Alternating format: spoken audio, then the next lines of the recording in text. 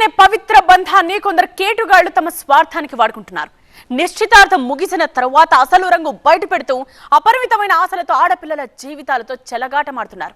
ఇటీవల పెళ్లి పేరుతో జరుగుతున్న మోసాలు కలవరపెడుతున్నాయని, ఇలాంటి వారిపై ఉక్కుపాదం మోపుతామని షీ టీమ్స్ డీజీపీ లావణ్య హెచ్చరించారు.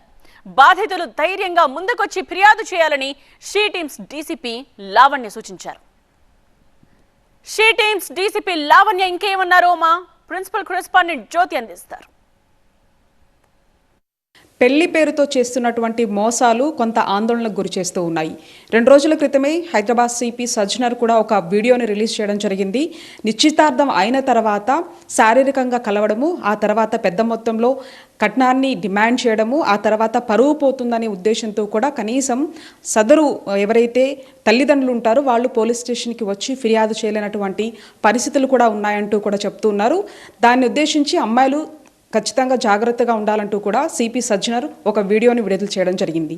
అసలు ఇలాంటి తరహా కంప్లైంట్కి సంబంధించి ఎన్ని వస్తూ ఉన్నాయి, ఎలాంటి కండిషన్లు వాళ్ళు వస్తూ ఉన్నారు అనే దానికి సంబంధించి ప్రస్తుతం మనతో మాట్లాడేందుకు షీ టీమ్స్ డీసీపీ లావణ్య గారు ఉన్నారు. ఒకసారి మాట్లాడదాం. సో ఏంటి ముఖ్య ఉద్దేశం ఏంటి, దాని గురించి ఎటువంటి కంప్లైంట్స్ మీ దగ్గరకు వస్తున్నాయి?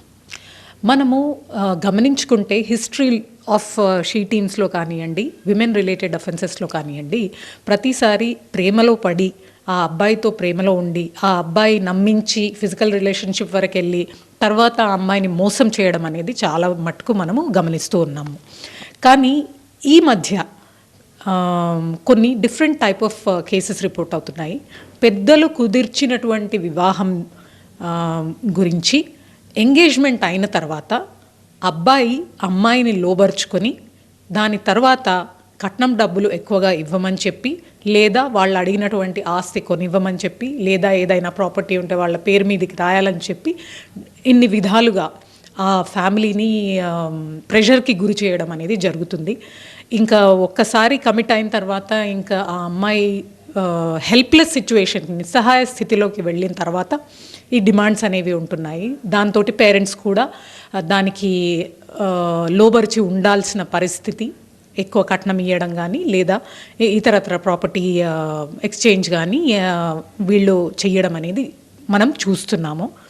ఈ ట్రెండ్ మరి సిపి సార్ చెప్పిన దాని ప్రకారము ఈ ట్రెండ్ రాను రాను పెరుగుతుందే కానీ తరగదు. కాబట్టి అమ్మాయిలు ముఖ్యంగా మీరు సంయమనంతో ఉండాలి.